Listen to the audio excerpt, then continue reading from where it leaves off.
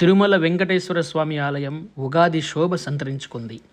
ఉగాది పండుగని పురస్కరించుకొని తిరుమల ఆలయమంతా కోయిల్ ఆల్వార్ తిరుమంజనాన్ని ఘనంగా నిర్వహించారు.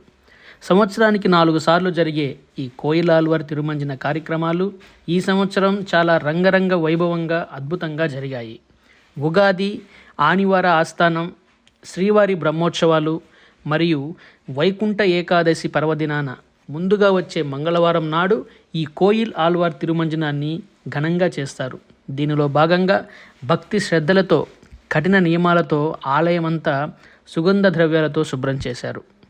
రేపు రానున్న ఉగాది పర్వదినం తిరుమల ఆలయంలో చాలా ముఖ్యమైన ఉత్సవంగా భావించి స్వామివారి ఆస్థానాన్ని కూడా నిర్వహిస్తారు.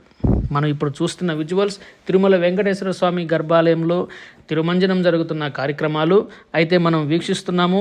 రేపటి రోజున జరగనున్న స్వామివారి ఆస్థాన కార్యక్రమాలు కూడా చాలా ఘనంగా వైభవంగా జరుగుతాయి.